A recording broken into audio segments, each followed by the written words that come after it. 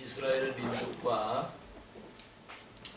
관계된 나라들 가운데 강대국으로 세계 역사에 남은 이름들이 있는데, 지금은 이집트지요. 성경에는 이제 애굽 이렇게 기록을 하고 있습니다. 애굽, 압수르, 바벨론, 페르시아, 헬라, 또 뭐 로마, 예수님 당시에도 로마는 힘이 있었던 나라고요. 그 다음에 근세에 와서는 영국도 이스라엘을 이렇게 점령을 한 적이 있습니다. 힘 있는 나라예요. 특히 바벨론은 BC 587년 예루살렘을 함락시킨 후 성전을 파괴하고 포로들을 본국으로 데려가고 그 일로 남왕조 유다를 멸망시킨 당사국인 것입니다. 무력으로 이스라엘을 파괴한 바벨론 역시 천년 만년 갈 것 같았지만 요새 천년 요새는 아니었던 것이지요. BC 539년, 즉 약 50년, 예루살렘 유다를 멸망시킨 후 50년 후에 페르시아지요. 페르시아 이 제국으로 이제 하나님께서 이제 제가 말씀드리겠습니다만은 이 고레스라는 이 이방인을 왕으로 세워서 이 바벨론을 파괴를 시킵니다. 그리고 바벨론이 강대국을 역사의 뒤안길로 이름을 지어버리고 그 나라를 아주 없애버리고 만 것입니다. 이때 바벨론이 망하게 될 당시 벨사살 왕이었습니다. 벨사살 왕은 여러분 다니엘서를 통해서 다 잘 알고 계실 거예요.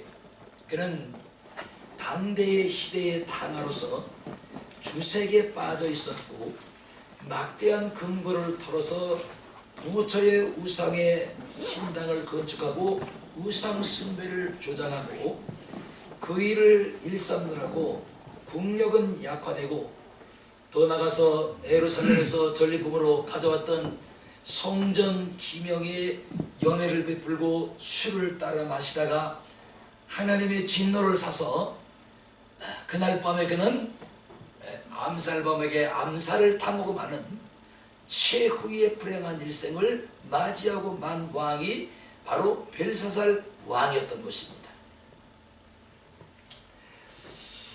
저는 우리 사회 일각에서 일어나고 있는 단군 신전에 시비하여 깊은 나는 우려를 가지고 있습니다. 단군 신전의 문제는 크게 두 가지를 우리에게 안겨주고 있는데, 첫째는 단군이 우리나라 국조이냐 하는 문제인 것이지요. 실존 인물이 아닌 신화의 주인공을 국조로 위장을 하고 포장을 해서는 안 될 일인 것이지요.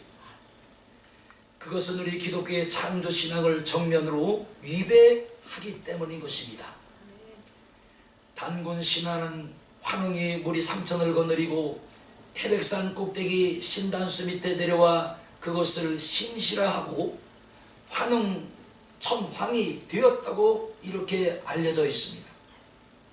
그때 굴 속에 있던 곰과 호랑이가 인간이 되고 싶어서 인간이 되게 해달라고 이렇게 부탁을 합니다. 그러자 이때 마늘 20돌 그리고 쑥 한 자루를 주면서 곰과 호랑이는 어두운 굴 속에서 100일 동안을 햇빛을 보지 말고 지내라고 합니다. 그런데 호랑이는 성질이 급한 놈이라 튀어나와서 그만 실패를 하고, 곰은 말 그래도 곰이었어요.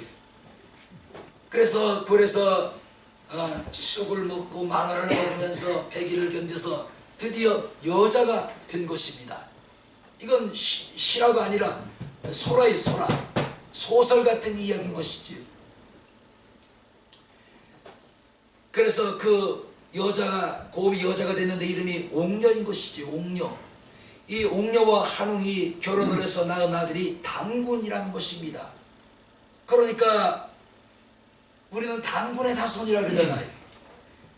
그 단군의 애미가 누구예요? 곰이요. 곰. 그러면 나도 여러분도 우리 조상이 누구라는 거예요? 참 곰같이 누구라는 이거 뭐 얘기 같은 얘기를 하고 있어요 지금. 예? 그래서 나는 개천절이 없었으면 좋겠어요. 뭐 직장에 있는 사람들은 개천절이 있어야 좋겠지만 이런 날도 같지 않은 소라를 갖다가 꿈에 대서 우리 대한민국의 이 뿌리를 거기서 찾으려고 하는 것은 나는 도저히 우리 예수 믿는 사람으로서는 용납할 수가 없는 일이다. 곰같이 생기신 분이 한 분도 없는데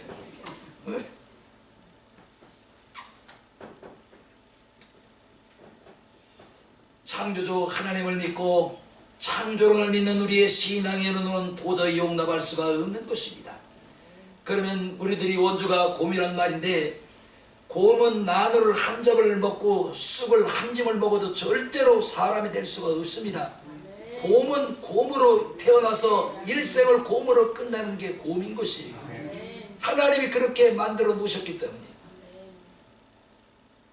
그러니까 뭐 요즘도 그러면 곰을 사람 만들게 하려면 쉬워요. 어두운 땅굴에 가둬놓고 그 100일 동안 그냥 쑥이나 처먹이고 마늘이나 잔뜩 갖다 처먹이면 여자가 뚝딱하고 100일이면 튀어나오고 그럴 거 아니에요. 왜 못 만들어납니까? 뭐 말 같은 얘기를 하고 있어요. 이걸 믿지? 이렇게 마늘을 한 접을 먹어도 곰은 절대로 여자가 될 수가 없는 것입니다. 둘째, 신전 건축의 방법이 문제인 것이지요. 어느 특정 재벌과 개인의 성금으로 단군 신전을 건축하면 별 문제가 될 것이 없습니다. 국민의 세금으로는 안 될 말이죠. 문화재 관리라는 명목으로 막대한 국비를 들여 여러분 절간을 건축하고 개보수의 운영비로 막대한 우리가 낸 세금이 이 절간 쪽으로 쏟아져 들어가는 걸 여러분 알고 계신지요? 2014년에는 자그마치 500억이라는 돈이 이 전국에 있는 절간을 개보수 관리한다는 명목으로 절간에 500억 붓고 세금이 500억이 쏟아져 들어갔습니다. 올해 2025년대는 250억 정도가 절간으로 보조금이 나간다고 지금 예산이 책정되어 있는 것입니다. 우리 예수 믿는 사람들은 불만이잖아요. 그러면 절간도 그렇게 유지 보수비로 250억씩 1년에 돈을 지원해 준다면 정부에서 우리 기독교도 그에 버금가는 돈을 지원해 줘야 되잖아요. 그런데 우리 기독교는 국물도 없어요. 많이 나와야 우리 한교정국이 1년 예산 정부에서 지원해 주는 거 보니까 많이 나와야 20억 30억이에요. 너무 이게 평등이 격하게 심해져요. 이거 용납할 수가 없는 것입니다. 그런데 정체불명의 기독교 탈을 뒤집어 쓴 일부 반기독교 사람들이 단군 신전을 건립하고 찬성하면서 우리 기독교를 매도하는 발언들을 하고 있는 것입니다. 우리는 그들이 하나님을 믿는 사람인지 의심스러울 뿐인 것입니다. 사단을 이롭게 하는 사단의 앞잡이에 불과한 것입니다. 예루살렘 성과 성전을 짓밟고 침략했던 바벨론은 페르시아의 고레스 왕에게 정복을 당하고 역사의 지평에서 사라지고 만 것입니다. 여러분 분명히 이것을 알아야 됩니다. 하나님은 우리가 무엇을 뿌리든지 뿌린 대로 거두게 하시는 분이, 무엇을 심든지 심는 대로 하나님은 우리에게 안겨주시는 분이신 것입니다. 아멘. 하나님의 백성인 유다 나라를 강제로 침략을 해서 그 나라를 망해버리고 점령을 해버린 바벨론, 무려 50년이라는 얼마 길지 않은 기간 동안 지난 다음에 페르시아에게 그 나라도 먹히고 만 것입니다. 뿌린 대로 나오고 심은 대로 거둔 것이 우리 인생의 법칙인 것입니다. 사랑하는 여러분, 우리 하나님 앞에 좋은 것을 뿌리고 좋은 것을 우리가 심어야 할 줄로 믿습니다. 아멘.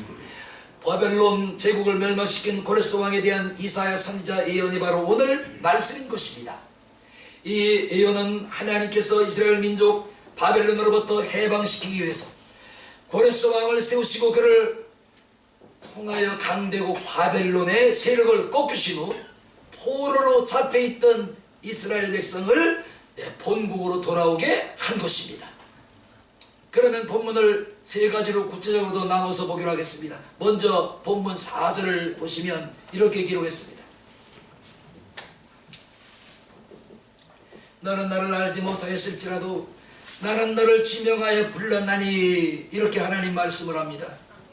이 말씀은 이방인이었지만 하나님의 필요에 의해서 고레스가 선택되었고 지명받았고, 그리고 이 땅에 하나님이 그를 태어나게 하셨던 것입니다. 그래서 고레스를 향해서 하나님 말씀하는 겁니다. 너는 나를 알지 못하였으나 나는 너를 알고 있었느니라. 사랑하는 여러분, 우리가 하나님을 몰라도 하나님은 우리를 알고 계시는 것입니다.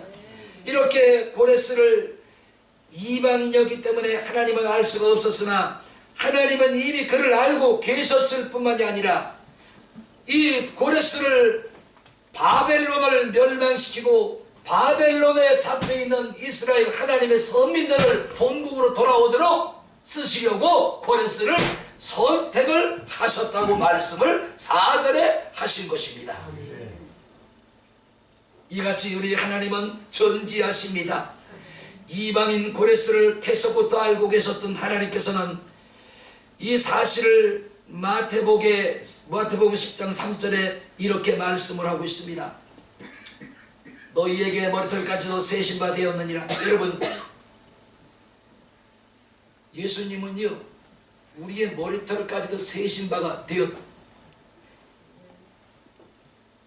이것뿐인가요? 여러분 눈썹이 여러분 몇 개가 될 것 같아요?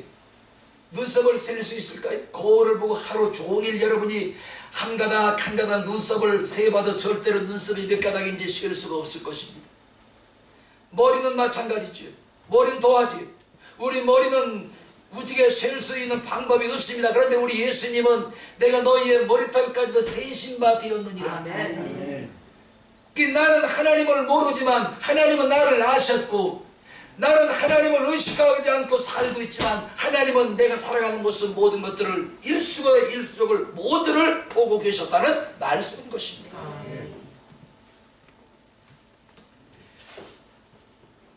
저 개인을 보더라도 마찬가지입니다. 제가 세상에 태어나서 예수 믿기 전 철없이 세상에서 그냥 세상께 좋다고 날뛸 때 나는 하나님을 몰랐어요.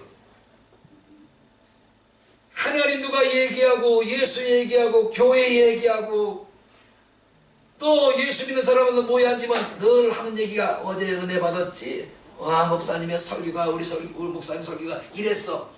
아주 막 난 그런 얘기만 듣기만 하면 막 혈기가 올라와서 견딜 수가 없는 거예요. 철들기 전에, 예수 만나기 전에 제가 얼마나 정말로 하나님을 핍박을 했는지 모릅니다. 그런데 예수를 핍박하고 하나님을 욕을 하고 하나님을 내가 매도하고 하나님을 정말로 내가 철저하게 인정하지 않고 하나님을 내가 무시해버린 그 순간에도 하나님은 나를 알고 계셨다는 거예요. 놀랍잖아요.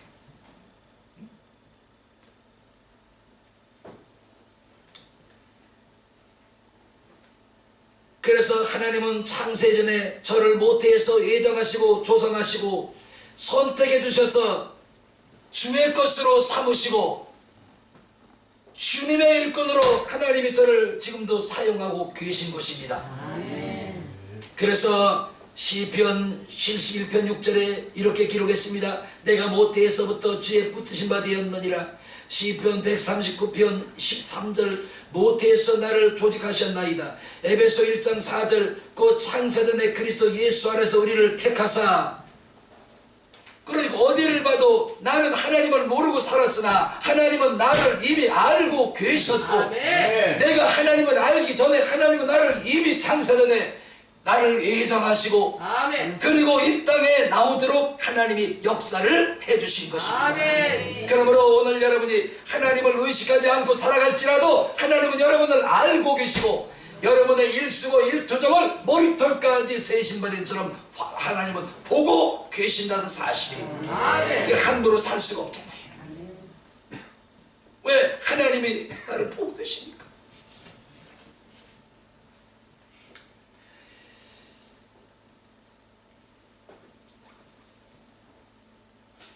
이뿐만이 아닙니다.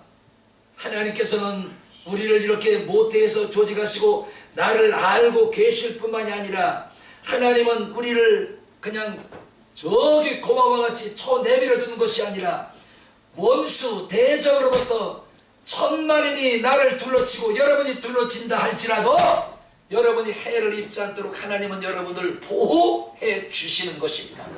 그래서 머리털 한 올이 검고 휘어지는 것도 우리 뜻대로 할 수가 없는 것이지요. 참새 한 마리 두 마리가 한 사람에 팔리는 것도 우리의 뜻대로 되지 않습니다. 하나님이 허락해야 팔리는 것이지. 우리 머리털이 검어지는 것, 휘어지는 것도 하나님이 허락해야 검어질 수가 있고 휘어지는 것입니다. 시편 3편 6절 7절 천만인이 나를 둘러치려 하여도 나는 두려워 아니하리로다. 여호와여 일어나소서. 나의 여호와여 나를 구원하소서. 주께서 나의 원수의 뺨을 치시며 악인의 일을 꺾으셨나이. 천만인이 나를 둘러치려 할지라도 나는 안연하리로다. 아멘. 오늘 하나님이 여러분을 눈동자와 같이 지키고 보호하고 계시는 줄로 믿습니다. 아멘. 나를 아시는 하나님, 여러분을 알고 계시는 하나님이신 줄로 믿습니다. 아멘. 그러니 얼마나 감사하냐고요. 아멘. 얼마나 감격하냐고요. 아멘. 네, 나를 알고 계시는 하나님. 두 번째 4절을 보시면 하나님께서 고레스를 지명하여 부르신 이유를 말씀을 하십니다. 내가 나의 종 야곱 나의 택한 이스라엘을 위하여 너를 불렀다. 내가 너를 택하였다. 내가 너를 이 땅에 나오게 하였느니라. 그러니까 이방인인 고레스를 하나님께서 이 땅에 나오게 하시고 그를 이 땅에 있게 하신 이유가 분명해졌지요. 이방인이었지만 하나님의 백성들을 위하여 이 땅에 보내시고 이 땅에 나오게 하셨다는 사실인 것입니다. 이 얼마나 감사합니까? 이스라엘 나라의 주권을 회복시키고 바벨론의 포로로 잡혀있던 이스라엘을 구원하시려고 이방인인 고레스를 하나님이 지명하여 부르시고 그를 페르시아 왕으로 삼아 주신 것입니다. 이와 같이 우리 하나님은 자기 백성인 이스라엘 위하여 이방 민족을 쓰시거나 그 지도자들을 도구로 사용하는 경우가 성경에는 간혹 기록되어 있습니다. 징계하실 때는 징계의 도구로 사용하셨고 구원하실 때에는 구원의 도구로 사용하셨습니다. 그래서 본문의 고레스는 포로로 잡혀있는 이스라엘을 해방시키려고 도구로 선택을 하시고 그를 쓰시려고 도구로 그를 왕으로 삼으셨던 것입니다. 그래서 나의 종 야곱 나의 택한 이스라엘은 이 말씀 속에는 깊은 뜻이 있습니다. 이스라엘은 본래 하나님을 섬기는 종으로 선택받은 민족이었습니다. 그런데 종은 주인을 위하여 주인의 일을 하는 사람이며 주인의 소유이며 주인의 영광을 위하여 자기 자신을 포기한 사람이 종인 것입니다. 종. 나좀 보셔봐요. 그런데 우리의 삶은 어떤가요? 하나님의 종으로 선택되고 하나님의 종으로 부름받고 하나님의 종으로 우리가 살아가는데 너무나 내 고집이 완고해. 하나님의 간섭을 너무 안 받으려고 합니다. 종의 모든 신분을 잊어버리고 하나님 위해서 군림을 하려고 그래요. 다시 봅시다. 우리가 지금 그렇게 살고 있지는 않는지 가만히 보십시다. 나를 하나님의 종으로 부르셨고 종으로 삼으셨는데 종은 주인에게 모든 생명까지도 이미 다 된 것입니다. 내 자유가 없는 거예요. 그런데 우리는 종임에도 불구하고 주인 하나님 머리 위에 꼭대기 서서 하나님을 지배하고 아주 교만을 떨며 하나님 앞에 막무가내로 우리가 살아가고 있는 것입니다. 하나님 얼마나 마음이 아프시겠어요.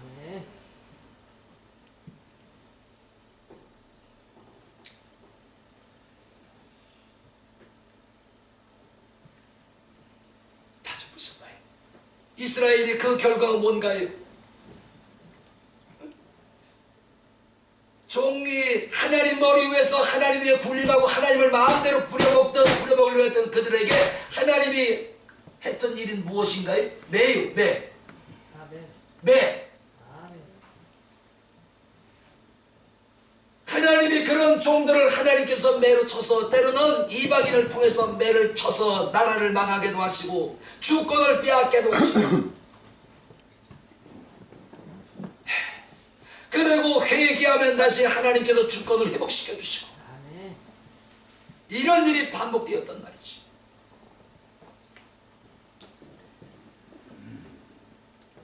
그러므로 우리를 향하신 하나님의 사랑하심과 보살핌은 추구도 변함이 없는 줄로 믿습니다. 그러므로 우리를 도우실 때 반드시 나 좀 보셔봐요. 하나님이 우리를 도우실 때 성경을 들고 찬송만 하고 십자가를 목에 걸고 다니는 사람들을 통해서만 돕는 것이 아닙니다. 오늘 이스라엘을 도우시기 위해서 하나님이 누구를 택하세요? 이방인 고레스를 택하셨단 말이에요. 우리가 몸이 아프면 일단 어디 갑니까? 병원 가요. 누구 만나야 돼요? 의사 만나야 돼요. 의사 만나면 의사가 우리에게 무슨 일 하나요? 처방을 내려줘요. 당신은 수술할 병입니다. 당신은 약 먹어야 낫는 병입니다. 그래서 의사가 처방을 하는 대로 우리는 그 약을 먹고 따르면 육체의 질병이 나는 것입니다. 그러니까 우리 하나님은 성경을 들고 찬송을 들고 목에 십자가를 걸고 다니는 사람만 통해서 도우시는 것이 아니라 몸이 아픈 사람은 때로는 병원을 통해서도 도우시고 질병이 있는 사람은 때로는 의사를 통해서도 의학을 통해서도 하나님께서 건강케 도와주시는 것입니다. 이뿐만이 아닙니다. 융자가 필요한 사람은 은행을 통해서 도와주시잖아요. 융자. 여러분 조그만 집이라도 살려면 내가 예를 들어서 몇 억이나 돈 뭐 가지고 있으면 뭐 되지만 조그만 집이라도 하나 살려면 돈이 없으니까 어디 찾아가야 돼요. 은행을 통하지 않고는 융자를 받지 않고 집을 살 수가 없는 겁니다. 기도만 한다고 내가 집을 살 수가 있는 게 아니잖아요. 기도만 하면 하나님께서 하늘에서 돈 보따리를 그냥 막 뭉청쩍 우리 앞에 떨어뜨려 주는 것이 아닌 것이지요. 아멘. 그래서 기도하고 하나님 앞에 은혜의 융자 받으러 가면 일이 술술술 하나님께서 풀어지게 만들어 주시는 겁니다. 아멘. 그러니까 우리가 돈이 필요할 땐 어디 도움을 받아야 돼요? 은행.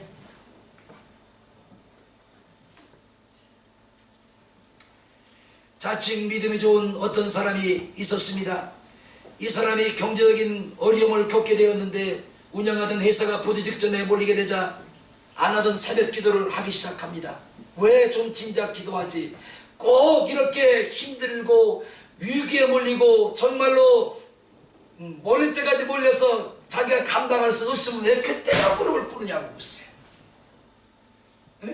평안할 때, 잘 나갈 때, 아무 일 없을 때 하나님 앞에 나와서 무릎을 꿇으면 여간 죽으냐고. 안 하던 새벽 기도를 시작했습니다. 딱하게 여긴 주변 친지와 친구들이 큰 돈이 아니기 때문에 서로 나누고 책임지기로 하고 그를 찾아와서 그 뜻을 전하게 됩니다. 그랬더니 그의 대답은 이런 것이었습니다. 하나님께 기도하고 있기 때문에 하나님의 도움을 받아야지 불신의 친구들의 도움을 받을 수 없다고 말을 하고 거절을 해버립니다. 어떻게 생각하세요? 믿음이 좋은 사람 같지? 경제적인 어려움을 하나님 극복해달라고 도와달라고 하나님께서 기도했더니 이 본 장본인은 모르지만 친지, 형제, 자매 아멘. 아멘. 또한 안 믿는 친구들을 통해서 이 친구를 돕겠다고 나선 것입니다. 아멘. 결론은 자기 기도의 응답을 받은 거예요, 못 받은 거예요? 받은 거예요. 그런데 이방인들이 섞여 있어 안 믿는 사람들이 도움 주는 것은 절대로 안 받는다. 바보 아니에요?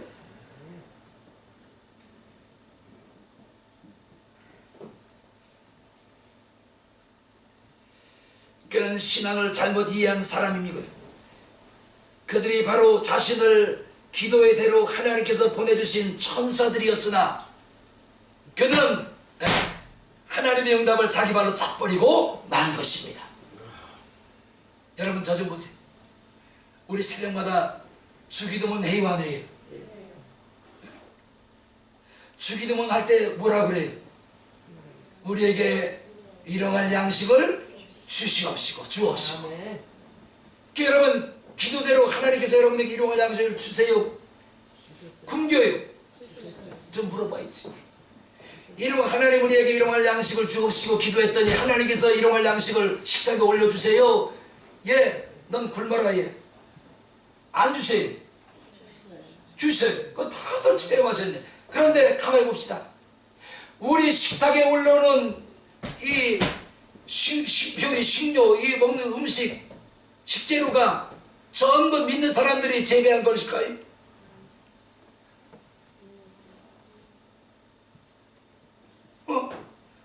여러분 식탁에 때마다 올라오는 식재료가 믿는 사람들이 재배한 것일까요? 아니면 불신자들이 재배한 것일까요? 믿는 사람도 있고 안 믿는 사람도 그러면 불신자들이 재배한 식재료 먹지 말아요. 왜 먹어?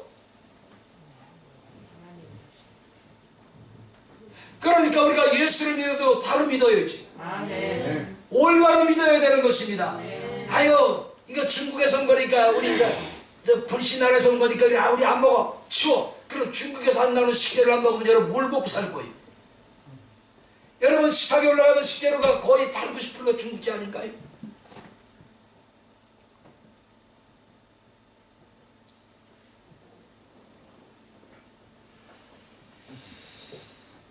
오늘 본문에 고레스 왕이 이방인이었으나 하나님께서는 이스라엘을 구원하는 도구로 그를 사용하셨던 것입니다.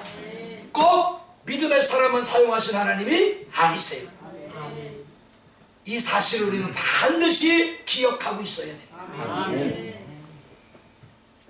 이사야 41장 10절 두려워 말라 내가 너와 함께함이라 놀라지 말라 나는 네 하나님이 됨이라 내가 너를 굳세게 하리라 참으로 너를 도와주리라 참으로 나의 의로운 오른손으로 너를 붙들리라. 이사야 41장 13절 이는 나 여호와 너희 하나님 내 오른손을 붙들고 내게 이르기를 두려워 말라 내가 너를 도우리라 할 것이니라. 내가 너를 돕는다는 이 말씀 속에는 하나님의 도우심도 있고 믿는 사람의 도우심도 있고 믿지 않는 사람을 통해서도 우리를 하나님은 오늘도 돕고 계시는 것입니다. 예수를 유별나게 믿으면 안 돼. 포괄적으로 가봐. 그렇다고 내가 범심론을 얘기하는 게 아닙니다. 지금까지 우리가 식재료를 먹고 마신 게 다 예수 믿는 사람들이 재배한 거예요? 알게 되면 다 아시네.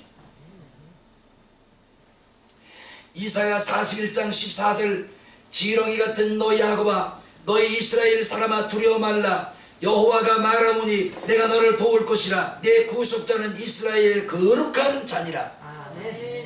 이사야 41장 14절에 보니까 하나님께서 이스라엘을 지렁이로 비유하셨습니다. 얼마나 기분 나빠요.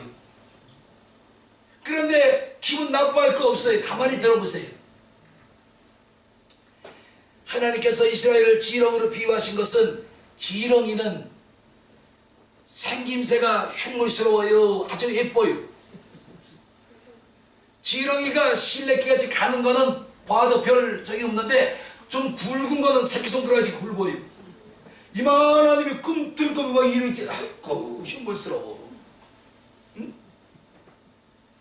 흉물스러워요. 그 다음에 이 지렁이는 나 좀 보세요.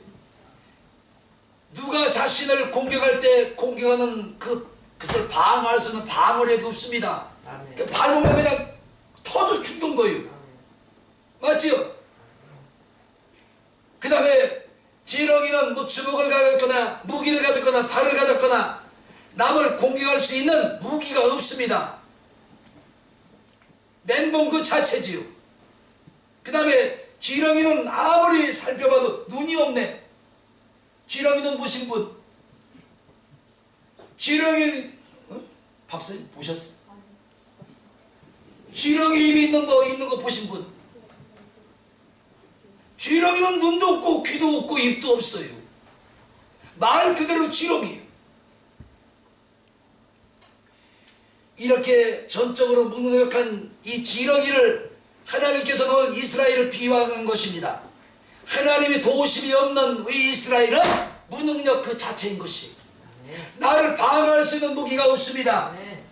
남을 공격해서 넘어뜨릴 수 있는 무기가 우리에게는 없어요. 그런데 이런 무능력하고 연약하고 나약하게 이럴 때 없는 우리를 하나님이 돕는다는 것이죠. 아멘.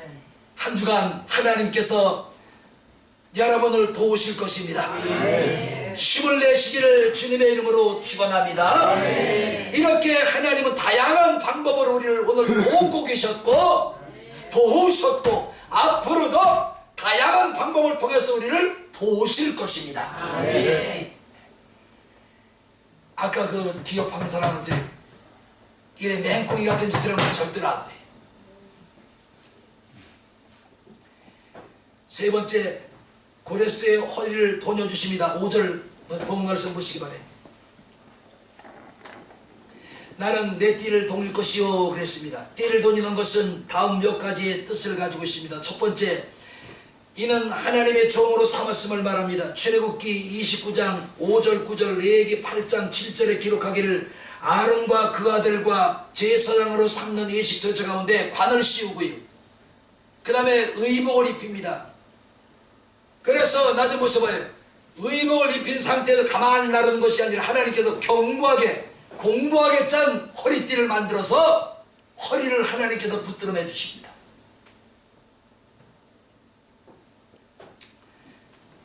이는 낮은 모습 이는 내 종이라는 뜻이 내 뜻대로 살면 안 된다는 것이지요. 사랑하는 여러분, 우리 주님이 부르시는 그날까지 미안하지만 나도 여러분도 하나님의 종입니다. 성령으로 우리에게 띠를 띄워놓으셨어요. 아멘. 내가 원하는 삶이 아니라 주님이 원하는 삶을 살아야 됩니다. 아멘. 내가 가고 싶은 곳을 가는 것이 아니라 주님이 가고자 하는 그 뜻을 쫓아 주님이 가고자 하는 것을 우리는 가야 되는 것입니다. 아멘.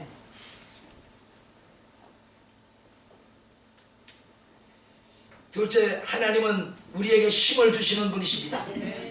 사무엘하 22장 40절 보니까 주께서 전쟁케 하시려고 능력으로 우리에게 띠를 띄우셨느니라. 시편 18편 32절 39절 보니까 하나님이 힘으로 내게 띠를 띄우셨느니라. 오늘 말하면 띠는 우리 허리띠지, 허리띠. 제가 뭐 전에도 몇 번 말씀을 드렸습니다마는 우리 국민학교 때 운동회를 꼭 추석 그 이튿날 합니다. 그러면 이제 우리 그 초등학교에도 애들이 얼마나 많은지 1학년부터 6학년까지 700명. 막 그냥. 그런데 그때 옷이 이제 운동복을 청군, 백군 해가지고 청군은 파란 모자, 백군은 하얀 모자를 줘요. 그런데 그때 이제 이 반스 같은 이 검은 이제 아주 그 질이 아주 지금으로 치면 그가 이쁘겠어요. 그 반스 같은 반스를 가지고 넌인구에 우린 그때 가흥 국민학교니까 가흥이라고 여기 새긴 가흥 그걸 하나 이제 이 난이걸 2개를 반스하고 주는 겁니다. 그런데 이놈 반스가 얼마나 질이 나쁘냐 하면 고무줄이 아주 희마리가 하나도 없어요. 그래서 이 반스를 입고 운동했 날 띠을 뛰다 보니까 터져가지고 반스가 줄이 반스부터 그냥 10명이면 3명, 4명이 반스를 붙들고 끄니까 내가 띠을 뛰는 겁니다. 그렇게 질이 안 좋았던 거예요. 여러분 다 그거 입어봤잖아요. 나만 입어봤나? 아니 그놈의 고무줄이 얼마나 힘이 없으면 그래서 입고 있는 띠을 때문에 끊어져 내리냐고 그래서 이놈의 띠가 고무줄이. 에?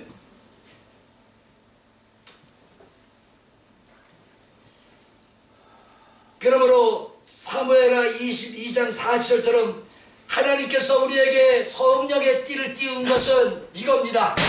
너 영적인 전쟁에서 이겨라. 아멘. 믿음의 전쟁에서 이겨라.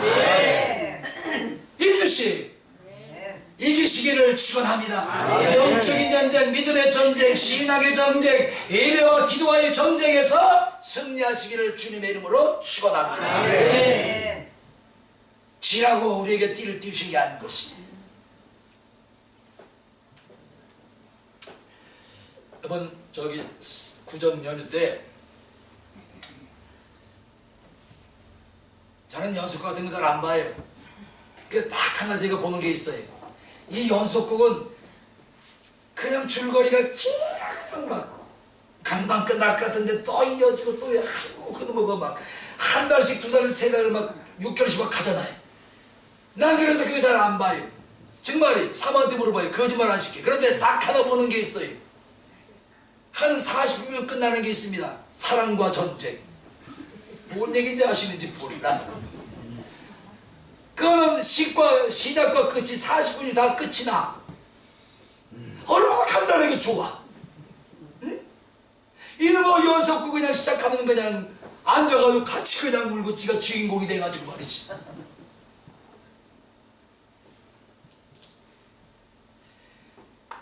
씨름 선수들이 젊은 청년들이 막 체격이 이런 사람들이 쫙 달라붙는 운동 반스를 입고 허리에 허런 띠를 메고 한쪽은 빨간 띠를 메고 나옵니다. 나와서 서로 이제 무릎을 꿇고 삭바잡이를 하는 것이죠. 그러면 요만큼이라도 삭바를 더 움켜쥐려고 그냥 막 서로 어깨 싸움을 하고 그냥 선수들, 이 씨름 선수들이 등치가 막이만한 선수들이 그냥 요만큼이라도 삭바를 더 움켜쥐려고 하루 허리 쪽으로 더 움켜쥐려고 그냥 막 씨름을 하는 겁니다. 왜 그러느냐? 허리를 내가 제압하는 만큼 상대를 내가 제압할 수 있기 때문에 허리띠를 내가 요만큼이라도 1cm를 더 안으로 휘어잡으려고 자꾸만 그러는 것이지. 그 허리를 제압당하면 그 씨름판은 지는 씨름판이 되는 거예요. 마찬가지예요. 우리 5절 같이 한번 읽어봅시다.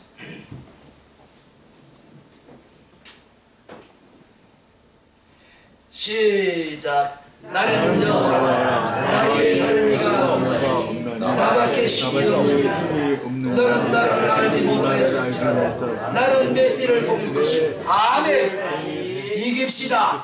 승리합시다. 할렐루야. 하나님께서 우리에게 성령의 띠를 띄우시는 것은 그냥 띄우는 게 아니요, 뭐하라고? 이기라고, 승리하라고. 그래도 지면 안 되지. 이겨야지.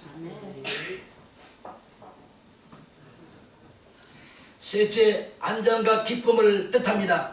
시편 30편 11절에 보시면 나의 슬픔을 변하여 춤이 되게 하시며 베옷을 벗기고 기쁨으로 띠를 띄우셨느니라. 여러분, 성령이 우리의 띠를 띄우게 되면 나도 보세요. 나도 모르게 찬송이 나와. 나도 모르게 기쁨이 샘솟아. 근심 걱정 염려가 내 마음을 사로잡고 있다가 성령이 내 마음에 띠를 띄우시게 되면 순간 기쁨이 넘치고 희열이 넘치고 감사가 넘치고 찬송이 넘치는 것입니다. 성령의 띠를 받아야 돼요. 아멘.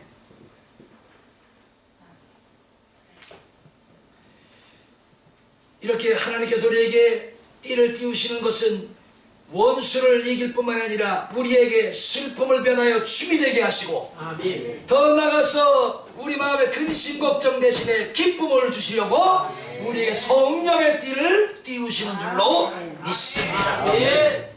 다음에 안전. 가만히 제가 오늘 새벽에 5시 10분에 일어나서 여기 정확히 올라왔어요. 6시 50분까지 여기 앉아서 제가 기도했습니다. 제가 오늘 말씀을 생각하면서 기도하는데, 내가 과연 오늘까지 살아왔던 게 누가 지켰을까? 제가 볼 때에 제가 대형 사고를 몇 번 당할 뻔한 적이 있습니다. 한 번은 아무 생각 없이 8차선 도로 차가 막 쉔쉔 달리는데 아무 생각 없이 뒤를 돌아보고 내가 찾길로 들어가는 겁니다. 뭐가 갑자기 괴 하더니 그냥 내가 나도 모르게 손을 딱 짚었는데 손이 차를 드르륵 끌고 저만까지 차가 쓴 거예요. 한 발짝만 반 발짝만 더 갔으면 난 그 전에 직사했을 거예요. 그 생각이 약간 문득 드는 거예요. 아, 하나님이 안전하게 지켜주셨고, 지금까지 내가 안전하게 목숨을 부지하고 유지할 수 있는 것은 내가 능력이 있고 힘이 있은 것이고 내가 지킨 것이 아니라 하나님이 나를 지켜주셨다. 그러니까 하나님 우리에게 띠를 띄우는 것은 우리를 어떻게 하시려고요? 안전하게 하시려고. 여러분 유익이 많았잖아요. 아멘. 꼭 뭐 사고뿐만 아니라 질병으로도 여러분 위기를 당한 적이 있었잖아요. 근데 지금 여러분 어떻게 앉아있어요? 건강한 모습으로 앉아있단 말이죠. 아멘. 누가 지켜주신 거예요? 그게 하나님이 여러분에게 안전한 띠를 띄우셨기 때문에. 아멘. 로마서 8장 35절 누가 우리를 그리스도의 사랑에서 끊으리요 환난이나 곤고나 핍박이나 기근이나 적신이나 위험이냐 칼이냐. 로마서 8장 37절 그러나 이 모든 일로 우리로 사랑하시는 이로 말미암아 우리가 넉넉히 이겼다. 아멘. 우리의 힘으로 지금까지 내가 나를 안전하게 지킨 게 아닙니다. 여러분 아멘만 하세요. 누가 우리를 그리스도의 사랑에서 끊으리요 환난이냐? 아니요. 곤고냐? 아니요. 핍박이냐? 아니요. 기근 적신이냐? 아니요. 그 다음에 위험이냐? 칼이냐? 아니요. 뭐냐?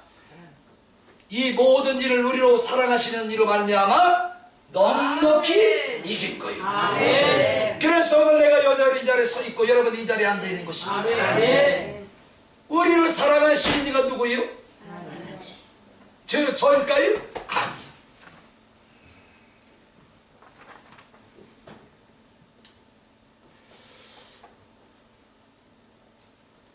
그러므로 우리 하나님께서는 보호와 능력에 우리에게 띠를 띄워주신 것이 아닙니다. 오늘 안전하게 평안을 주시기 위해서 하나님께서 우리에게 띠를 띄우셨습니다.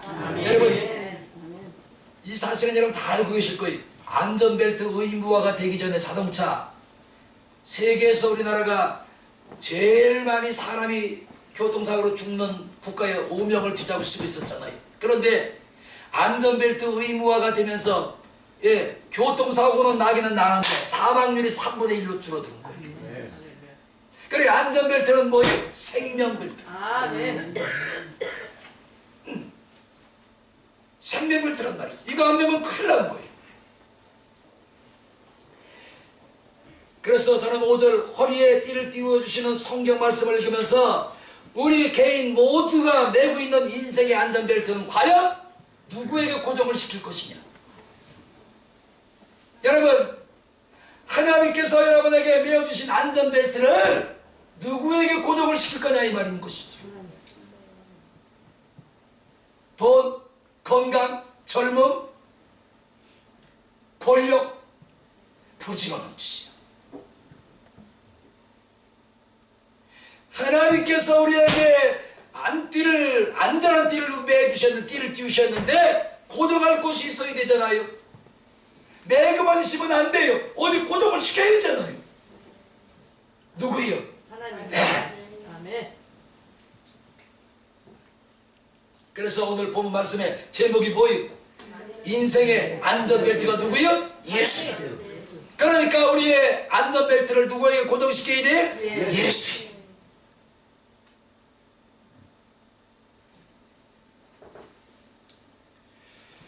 험악한 세상, 무한 경쟁의 세상, 정말로 착용해야 될 안전벨트, 안전벨트는 우리가 매고 있지만 고정시킬 것이 없다면 아무 소용이 없는 것입니다.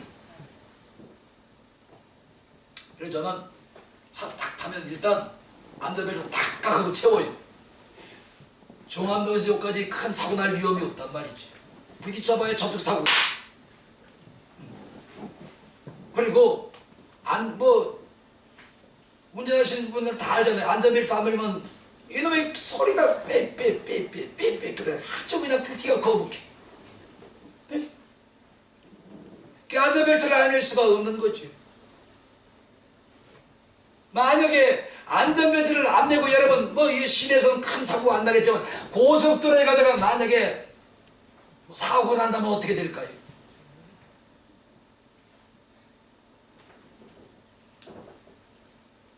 이렇게 안전벨트라는 승객의 자석으로부터 그 어떤 충격에서도 이탈하지 못하도록 몸을 고정시켜주는 역할을 하기 때문에 꼭 안전벨트를 매야 되는 것입니다. 아멘. 귀찮더라도. 아멘. 자, 여러분 아멘만 하세요. 우리의 안전벨트는 고정시킬 것이 딱 하나. 아멘. 하나님. 예수에게 고정시키시기를 네. 축원합니다. 건강도 아닙니다. 돈도 아닙니다. 세상의 권력도 아닙니다. 우리가 고정시켜야 될 안전벨트 예수에게 고정시키시고 여러분의 인생을 승리로 이끌어가는 한 주간이 되시기를 주님의 이름으로 축원합니다. 아셨지요? 기도합시다.